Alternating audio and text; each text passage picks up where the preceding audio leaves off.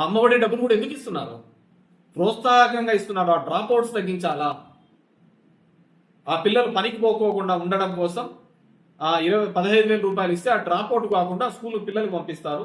లేదంటే ఎందుకు లేనాయన ఒక 10th క్లాస్కి వచ్చినాక ఇంటర్మీడియట్కి వచ్చి నా చదువు మాని నాతో పాటు ఉండు అని చెప్పి పనికి పెట్టుకుంటారు. అదే నువ్వు ఫీజు కడుతున్నావు ఫ్రీగా వెళ్తారు, ఫ్రీగా వెళ్తా అంటారు. అది కదా పెట్టుబడి పెట్టాల్సింది, జనం మీద పబ్లిక్ మీద పెట్టాల్సింది. అది ఇన్వెస్ట్మెంట్ కదా. ప్రతిదీ రాజకీయమే. ఇంగ్లీష్ మీడియం పంపిస్తే లేదు తీసేసేయండి. మరి కార్పొరేట్ స్కూళ్ళలో ఎందుకున్నాయి ఇంగ్లీష్ మీడియం? కాన్వెంట్లలో ఎందుకున్నాయి ఇంగ్లీష్ మీడియం? నా పిల్లోడు కాన్వెంట్ పోతానని ఎందుకు గర్వంగా చెప్పుకుంటారు? వాడు ఇంగ్లీష్ మీడియం ఉందని. తెలుగు మీడియం పెట్టమని అక్కడికి పోతారేమో కాన్వెంట్లకు.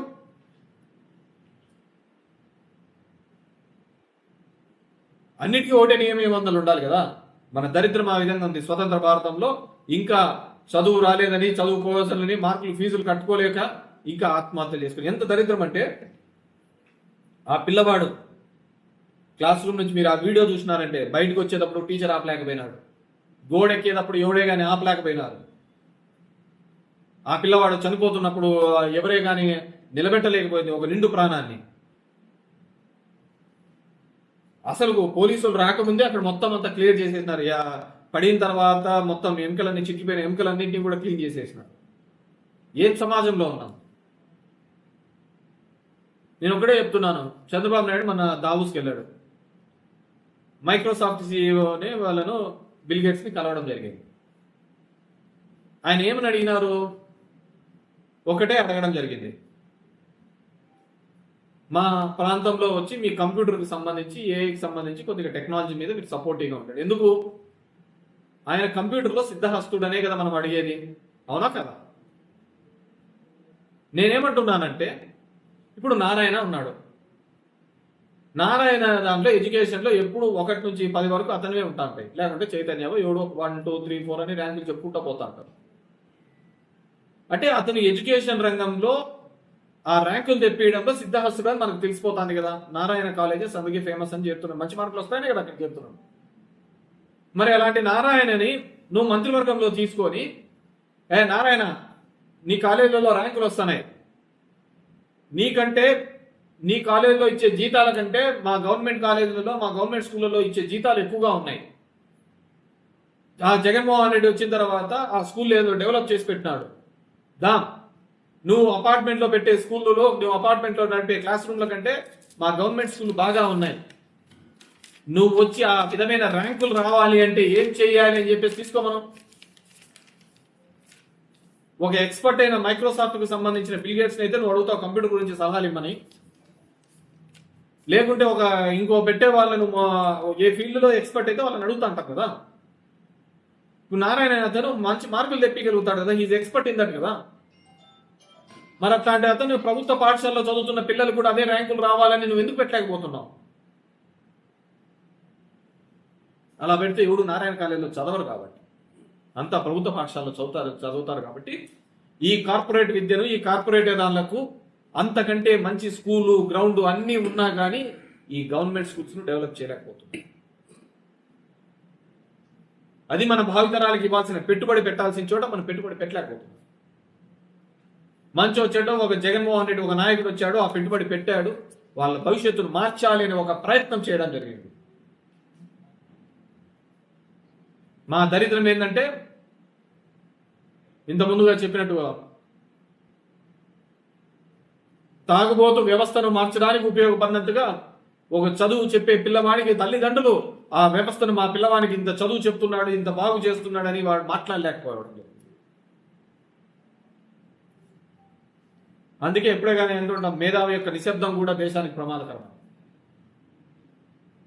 ఒక తాగుబోతు వాగిన కూతలు, ఒక మంచి బ్రాండ్ లేదు, లేకుంటే సరుకు తక్కువగా లేదు అనే మాటలు మాట్లాడినంతగా మాకు మంచి చదువు చెప్తున్నాడు, మాకు మంచి స్కూల్ తయారైంది, మా స్కూల్లో మా ఫీజుకు అమ్మఒడి కడుతున్నాడు, మేము ఇంజనీరింగ్ చదివినా, డాక్టర్ చదివినా, డిగ్రీ చదివినా, ఏ చదువు చదివినా ఆ ప్రభుత్వం, వైఎస్ఆర్ కాంగ్రెస్ ప్రభుత్వం మాకు డబ్బులు ఇచ్చిందని ఆ పిల్లలు చెప్పలేకపోయినారు.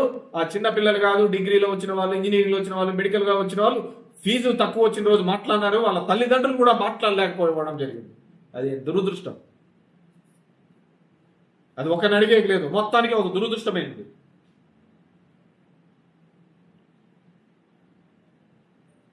ఇది ఈ దేశ దౌర్భాగ్యమో ఈ రాష్ట్ర దౌర్భాగ్యమో కానీ ఒక తాగుబోతు మాటకు విలువ వచ్చింది కానీ ఆ విద్య వైద్యం గురించి తీసుకున్న నిర్ణయాల్లో జరుగుతున్న ప్రశంసలకు విలువ లేకుండా పోయింది. 17 మెడికల్ కాలేజీలు తీసుకుని వస్తే 20 మెడికల్ కాలేజ్ వద్దు అని ఏ రాష్ట్ర ప్రభుత్వము లేఖ రాయదు, కానీ ఇక్కడ రాసినారు. ఎందుకు? కేవలం ఇప్పుడు ప్రభుత్వంలో ఉన్న వాళ్ళదే మొత్తం మెడికల్ కాలేజీలు, ఈ రాష్ట్రంలో ఉన్న మెడికల్ కాలేజీ అన్ని వాళ్ళవే. ఆ పేదవానికి ఆ మధ్యతరగతి వారికి కదా ఆ విద్య వైద్యం ఉచితంగా కానీ నీటిగా అందుతే కదా వాళ్ళు మమ్మల్ని అందరినీ దాటి వేస్తారు. అలాంటి దౌర్భాగ్యమైన పరిస్థితులలో మనం అందరం ఉన్నాం. నాకు నిజంగా బాధ వేసింది. అందుకే నేను ఎప్పుడు గర్వంగా చెప్తాను, నా ఊర్లో ఆ కార్పొరేట్ స్కూల్లో నేను తీసేయగలిగినాను. నాకే వాళ్ళ మీద కోపం లేదు, వాళ్ళ మొహాలు కూడా చూసినాను. ఒకే అపార్ట్మెంట్ లో 2000 మందిని పెట్టి 4 బాత్రూమ్లు పెట్టుకొని మార్కులు అనే దాని మీద ఆ తల్లిదండ్రుల యొక్క ఆలోచన విధానం మారాలి. మన సందులో 4 అమెరికా పోతే నా పిల్లోడు అమెరికా పోవాలంటాడు, వాడు ఇంజనీరింగ్ చదివితే నేనే మావాడు ఇంజనీరింగ్ చదవాలంటాడు, పక్కింటోడు డాక్టర్ అయితే వాడు నేను డాక్టర్ కావాలంటాడు. కానీ ఆ పిల్లవానికి ఏం కావాలి అతని ఆలోచన విధానం ఏంటనే అడిగిన సందర్భం లేదు. రుద్ది రుద్ది రుద్ది రుద్ది ఎడ్యుకేషన్ సిస్టమ్ అంతా విధంగా దానికి మార్పు తీసుకొని రావడానికి జగన్మోహన్ రెడ్డి రావాలి.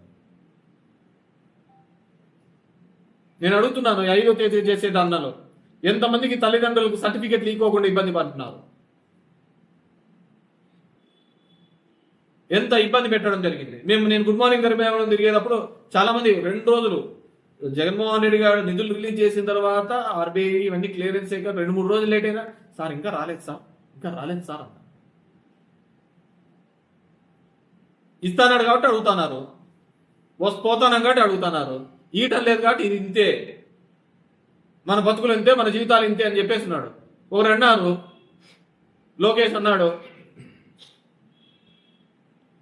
నన్ను మేము ఏదైనా కానీ చెప్పిన ఆమె నెరవేర్చకపోతే ఈ కాలర్ పట్టుకొని అడగండి అన్నాడు. మరి ఎంతమంది కాలర్ పట్టుకొని నిలదీస్తున్నారు? ఎన్నో జరిగిపోతాంది, పోతానా ఆయారా గయారా. నేను ఎప్పుడు చంద్రబాబు గారిని తప్పు పట్టాను, ఆయన రెగ్యులర్ ఫ్లోలో చెప్పుకుంటూ పోయినాడు. ఇదే మనకు ఉండాలి కదా, 1 కాదు 2 కాదు 3 కాదు 4. ఏమంటే చెప్పేటప్పుడు డిఫరెంట్ ముఖాలకు అడ్డం పెట్టుకొని చెప్తాడు. ఒకసారి వాజ్పేయిని అడ్డం పెట్టుకొని చెప్పినాడు, ఒకసారి నరేంద్ర మోడీ పవన్ కళ్యాణ్ అడ్డం పెట్టుకొని చెప్పినాడు, మన కూడా మళ్ళీ పవన్ కళ్యాణ్ అడ్డం పెట్టుకొని పవన్ కళ్యాణ్ నరేంద్ర మోడీని వాళ్ళు ఇస్తారులే, వాళ్ళు ఉన్నారు కదా షూరిటీ. సో అంటే నేనేమంటే వ్యవస్థ సిస్టమే మారాలి.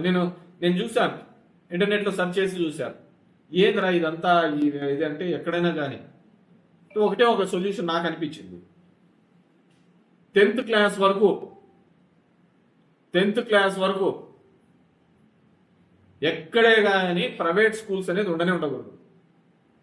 అప్పుడు సచ్చినట్టు ఎమ్మెల్యే కొడుకు, ఎంపీ కొడుకు, ఎంపీటీసీ కొడుకు, చీఫ్ జస్టిస్ కొడుకు అందరు పిల్లలు దాంట్లోనే చదువుతారు.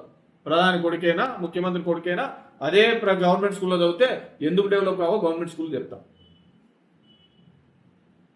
నా ఇతడు నా ఫ్రెండ్ తెలిసిన అతను ఇలా చెప్పాడు, ఇలా చేస్తేనే తప్ప ఈ దేశంలో విద్యా వ్యవస్థ ఒక వ్యాపార వ్యవస్థగానే ఉండిపోయిందే తప్ప అది మేలు చేయాలనే వ్యవస్థగా ఎప్పుడూ లేదు.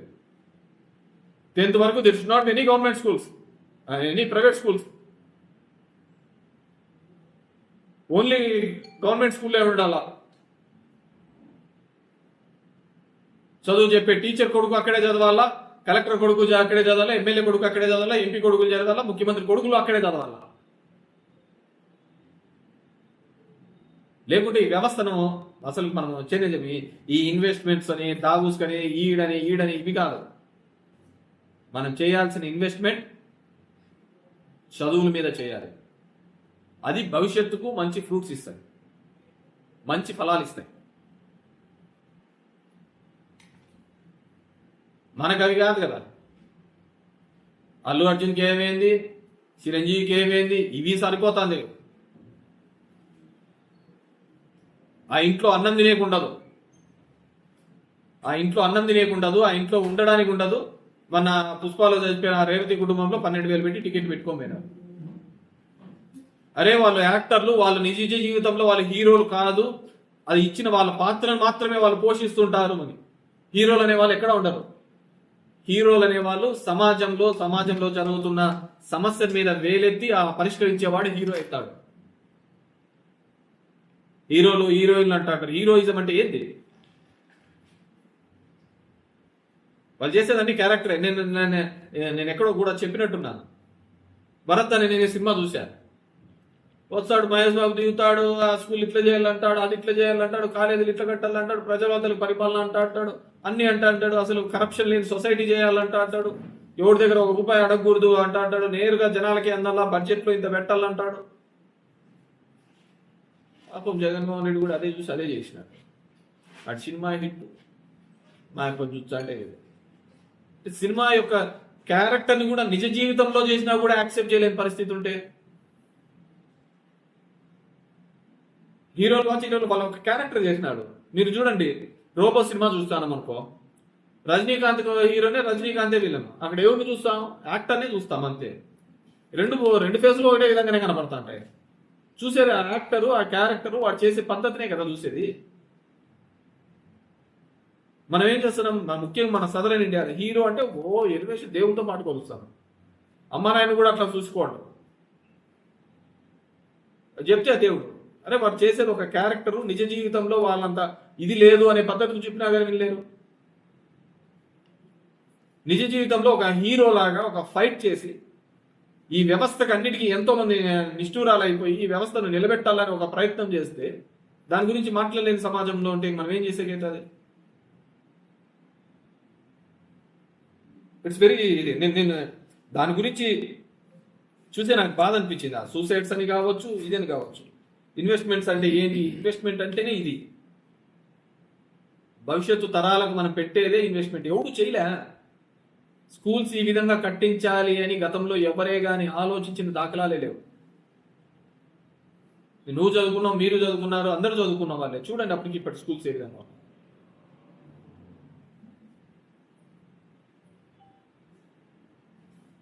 సో ఖచ్చితంగా ఇప్పటికైనా పిల్లల తల్లిదండ్రులు, పిల్లలు చదువుకున్న వాళ్ళు, ఆల్మోస్ట్ ఆల్ మీరు మేజర్ డిగ్రీ చదివినప్పుడే మేజర్లు ఉంటారు. 18 years దాటింటే ఇప్పటికి 22, 21 ఏంటది. ఎవడు మీకు న్యాయం చేసినాడు అనేదన్నా మీరు ఆలోచించుకోలేని పరిస్థితులలో రండి, మాట్లాడండి, గలమెత్తండి. లేదు అంటే ఈ రాష్ట్రంలో కానీ ఈ దేశంలో కానీ తాగుబోతులదే చెల్లుబాటు అవుతుంది తప్ప మేధావులు ఎవరిది కాదు. ఈ సామాజిక స్పృహతో ఉన్న వాళ్ళది చెల్లుబాటు కావటం లేదు. పొద్దున్న లేచిన నుంచి కాఫీ టీ హోటల్ దగ్గర చెప్పే లంగా మాటలకే సరిపోతుంది తప్ప మంచి చేసిన వాళ్ళకి విలువ లేకుండా పోతుంది. ఇంతకుముందు చెప్పినట్టుగా సాయం చేసిన మర్చిపోతున్నారు, చేయని గుర్తుపెట్టుకుంటారు.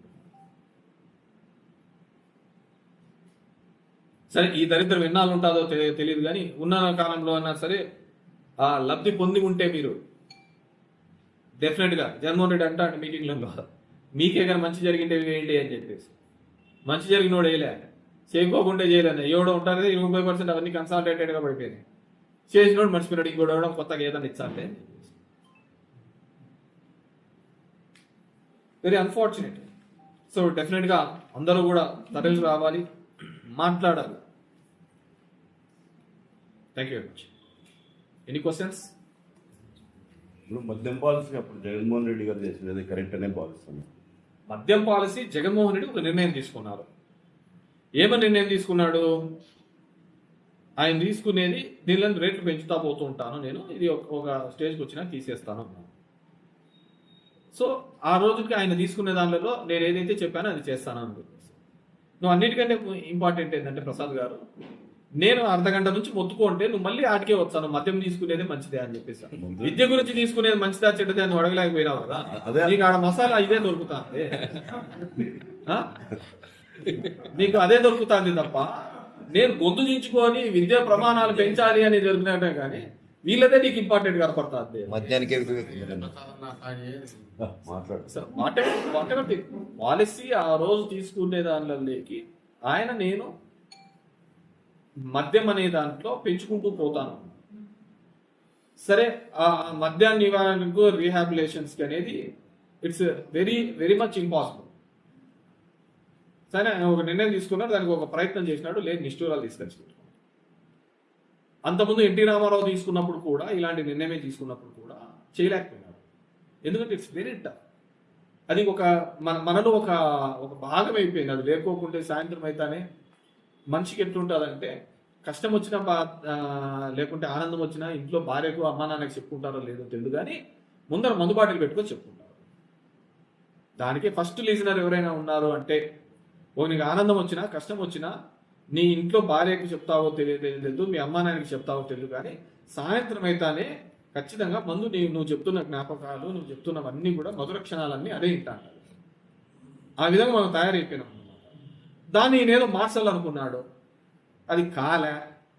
ఆ మధుర జ్ఞాపకాలు, ఆ చేరు జ్ఞాపకాలు చెప్పుకునే ఆ వ్యక్తిదే చెడుబాటు అయింది. జనసేన లేకపోతారని మళ్ళీ మొదలైంది. చెప్తుందా? నాకు ఆ పురాణాల్లో ఎన్నిసార్లు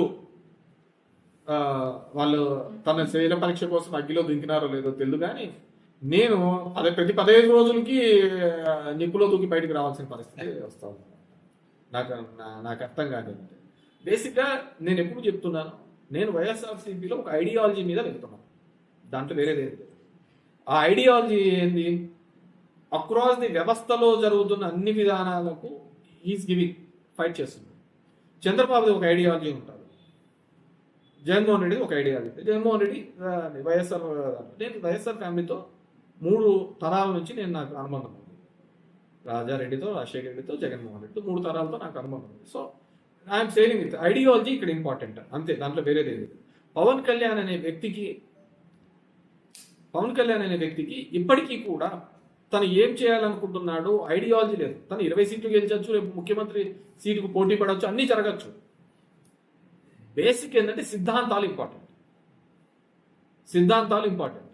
ఆ సిద్ధాంతాల పరంగా ఎవరు నిలబడుతున్నారు అంటే, నేను జగన్మోహన్ రెడ్డి గారి యొక్క సిద్ధాంతాల మీద నేను నిలబడుతున్నాను. సరే, అది గెలుపు కావచ్చు, ఓటమి కావచ్చు, ఏదైనా కావచ్చు, నేను ఆయన సిద్ధాంతాల మీద నిలబడుతున్నాను.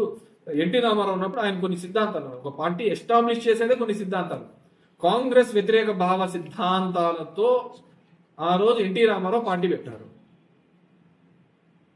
దానికి వ్యతిరేకంగా ఆయన గ్రో అయితే వచ్చినాడు. అప్పటి వరకు జనతా పార్టీ ఉండేది, వాటికి కాంపెన్సేటివ్ ఆల్టర్నేట్గా వచ్చినట్టు కాబట్టి అంత పెద్ద మ్యాండేట్ ఇవ్వడం జరిగింది. వితిన్ 6 నెలల్లో ఇచ్చినారు. మొదట సినిమా గ్లామర్గా ఇవ్వడం జరిగింది, దానికి అది అనుకూలించడం జరిగింది. దాని తర్వాత రావడం జరిగింది. దాని తర్వాత ₹2 కిలో బియ్యం, అలాంటి కొన్ని వినూత్నమైన పథకాలు తీసుకున్నాడు. ₹2 కిలో బియ్యాన్ని ఎందుకు అంటారు?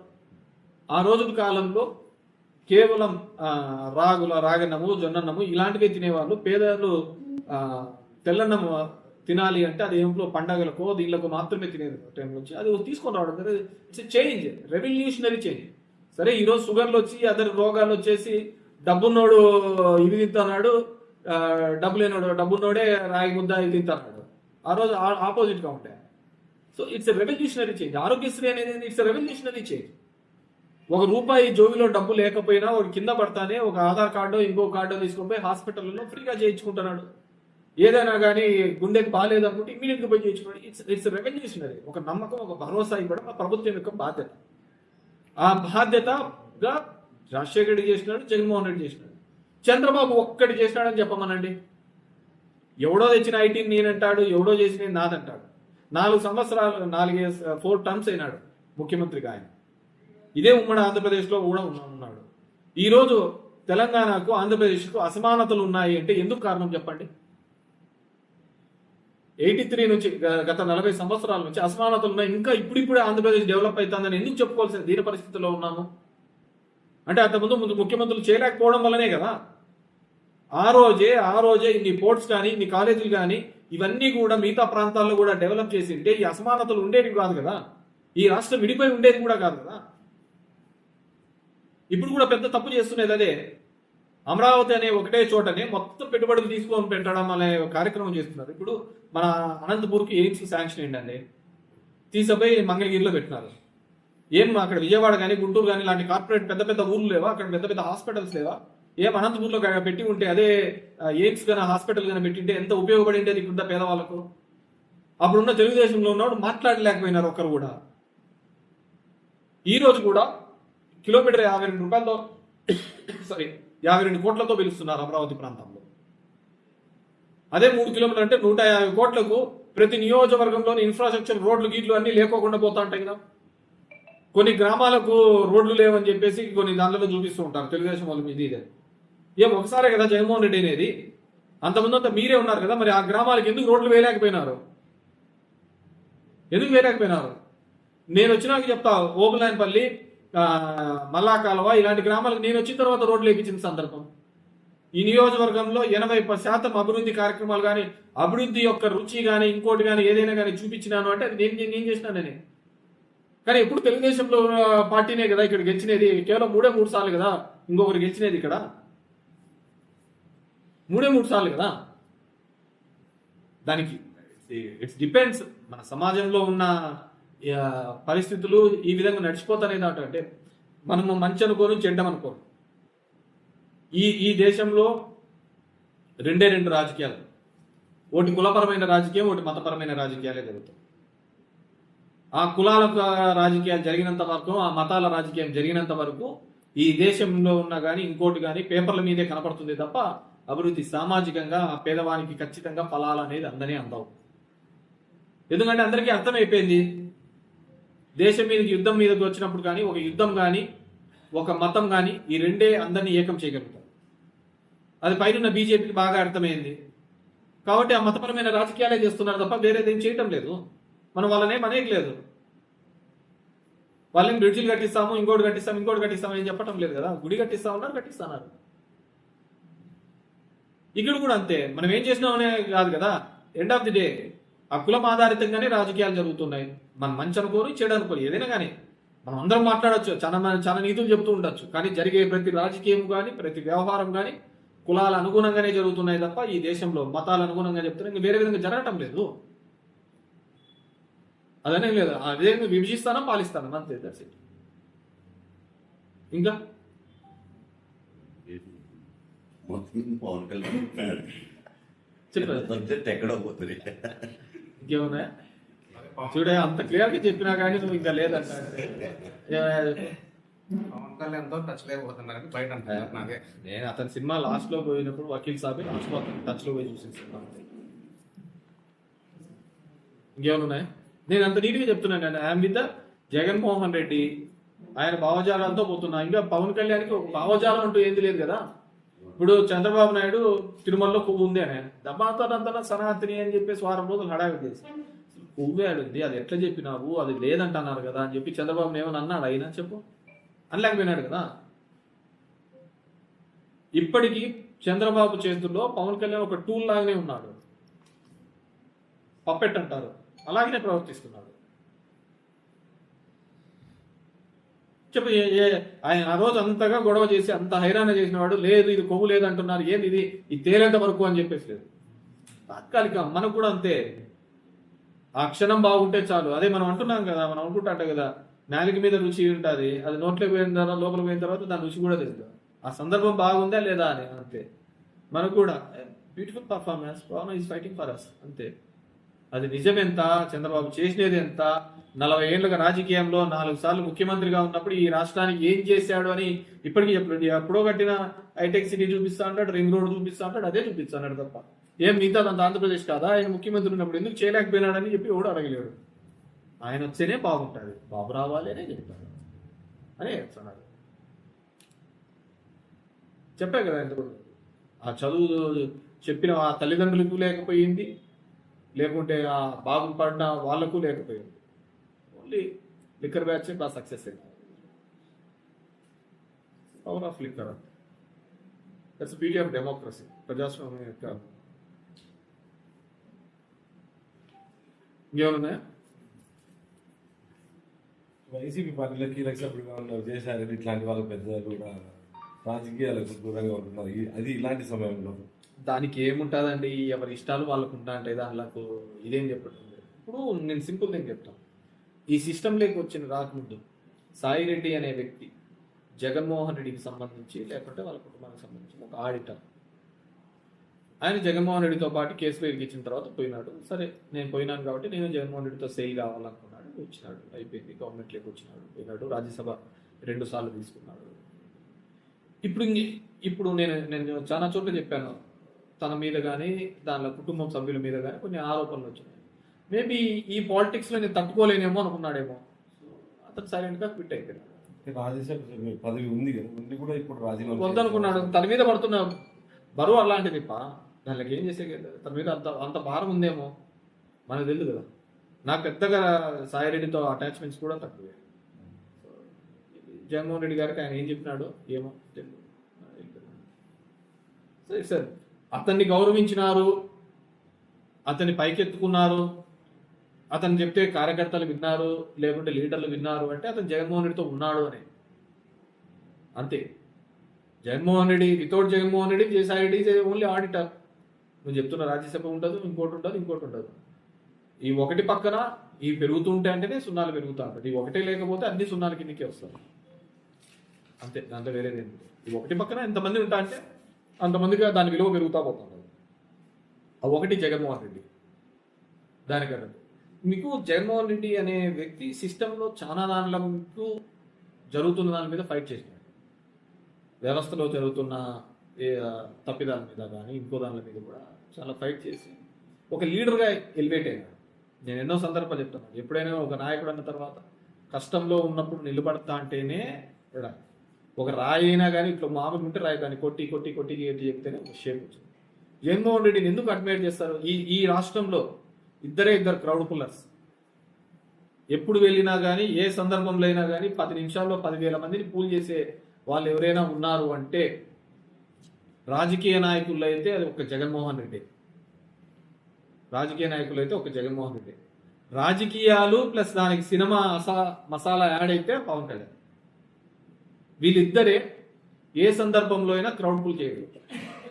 చంద్రబాబు కావచ్చు, తెలుగుదేశం కావచ్చు, మేనేజ్మెంట్ మాట్లాడి ఇవన్నీ చేసి వీళ్ళిద్దరికే ఎమోషనల్గా వస్తారు దగ్గరికి. సో జగన్మోహన్ రెడ్డి అనే వ్యక్తికి ఉండేది ఓన్లీ పొలిటికల్ లీడర్షిప్. ఇక్కడ సినిమా గ్లామర్, సినిమా హీరోయిజం ఇవన్నీ కూడా పవన్ కళ్యాణ్ కలిసి. సో ఆ సినిమా గ్లామర్ అనేది ఆ చిత్రంలో ఉన్నప్పుడు ఉంటాడా లేకుంటే బయట ఉంటాడా అనేది వీ హ్యావ్ టు సీ. సినిమా నాయకులంతా కూడా రాజకీయాల్లో అది కాదు వచ్చినారు, వాళ్ళన్నీ కూడా వచ్చినాడు. అంతకంటేనా పక్కన కమల్ హాసన్ వచ్చినాడు. ఆయన విన్నాడు. నా దరిద్రం ఏంటంటే నేను ఇంతవరకు చెప్పినది ఒకటి, మీరు అడిగేది ఒకటి. విద్య గురించి ఆ వ్యవస్థ గురించి ఫైట్ చేయండి. దీనిదే ఉంటుంది. మన ఆలోచనలు అంతా మసాలాలకు దిక్కే పోతా ఉంటుంది. అర్థమవుతుందా? మనం దాని నుంచే మార్పు రావాలి అంటున్నాను. ఇప్పుడు కమల్ హాసన్ చేసినాడు. కమల్ హాసన్ కంటే పెద్ద యాక్టరా పవన్ కళ్యాణ్ కాదు కదా. పర్ఫార్మెన్స్ వైజ్గా చూస్తే కమల్ హాసన్ మించిన వాళ్ళు ఏం లేరు కదా. నేషనల్ అవార్డ్స్ అతనికే కదా వచ్చినది. అంతకంటే పర్ఫామ్ చేసే వాళ్ళు ఏం లేదు కదా. అతను పెట్టిన పార్టీ అతనే గెలవలేకపోయినాడు కదా. So there is nothing like యాక్టర్కి రావాలని ఏం లేదు. యాక్టర్ నెక్స్ట్ విజయ్ కూడా వస్తున్నాడు. తమిళనాడు విజయ్ కూడా పార్టీ పెడుతున్నాడు. ఇక్కడ వచ్చినాడు, చిరంజీవి కూడా వచ్చినాడు. చిరంజీవి 2 చోట్ల నిలబడితే తిరుపతిలో గెలిచినాడు, పాలకొల్లో ఓడిపోయాడు. నేను చెప్తాను, బాలకృష్ణ హిందూపూర్ అయి గెలుస్తా వచ్చినాడు. గుడివాళ్ళలో నిలబడమనంటే కంటిన్యూస్ 3 సార్లు గెలవలేడు కూడా. ఎందుకంటే మన వాళ్ళు కాబట్టి ఆ సౌత్ ఇండియాలోనే ఆ విధంగా ఉంటుంది. హీరోలు అంటే హీరోయిజం, హీరో అంటే ఒక దేవుళ్ళ కొలుస్తాం. పంపులో అన్ని బయట పెట్టైనా సరే ముందు దానిలో పోతా ఉంటాం. నేను ఇంతకుముందు రేవతి ఇన్సిడెంట్ చెప్పాను కదా. ఆ హీరోయిజం అనేది వాళ్ళ ఒక క్యారెక్టర్ మాత్రమే. ఆ క్యారెక్టర్ని ఏ విధంగా పండిస్తున్నారనేది ఇంపార్టెంట్. నిజమైన హీరోస్ ఎవరంటే సామాజికంగా మనకి ఎవడైతే పైకి తీసుకొని వచ్చినాడో వాడే దేవుడు. అంటే ఎక్కడ ఉంటుంది, మనకి ఎవడు సాయం చేస్తే వాడు దేవుడు, అంతకంటే వేరేది ఏంది లేదు. నేను ఎన్నో సందర్భాల్లో చెప్తా ఉంటాను. ఒక ఆటోలో నువ్వు రోడ్డు మీద కింద పడి ఉంటావు, ఎవడే కానీ వచ్చిండు రాత్రి 12 గంటలప్పుడు ఒక ఆటో వచ్చి నిన్ను ఎక్కించుకొని పోతుంది. ఏమంటావు? దేవుళ్ళలాగా వచ్చి ఆటో ఎక్కించుకొని పోయినా ఉంటాడు. నిన్ను హాస్పిటల్లో తీసుకుపోయి పండబెడతాడు ఆటో వాడు. వస్తానే డాక్టర్ వచ్చి మంచి ట్రీట్మెంట్ ఇస్తాడు, నువ్వు ఆటో అని మర్చిపోతావు. డాక్టర్ వచ్చినప్పుడు దేవుళ్ళ వచ్చే కాపాడినాడు నీ జోబిలో డబ్బులు ఉండవు. అప్పుడు ఎవడో వచ్చి నీ స్నేహితుల్లా వచ్చి డబ్బుల కోసం ఫోన్లో చేస్తా అంటే వచ్చి నేను కడతాను లేరా ఫీజు అంటారు. లేదు, దేవుడు రా టైంలో 3 సందర్భాల్లో ఒకనొకటి దాటేసుకుంటా వచ్చినాడు. ఇక్కడ ఎవడు దేవుడు అంటే సాయమే, నీకు ఎవడు చేసినాడు. మనకు అది లేదు. మనం తాత్కాలికంగా చూస్తుంటాం, తాత్కాలికంగా పోతాం మనం అట్లే తల్లారుతాం. అందుకే ఇట్లా ప్రపంచంలో యాడ్ ఉండదు, మన దాంట్లోనే ఆ విధంగా ఉంటుంది. సరేనా? థ్యాంక్ యూ పా. Anything else?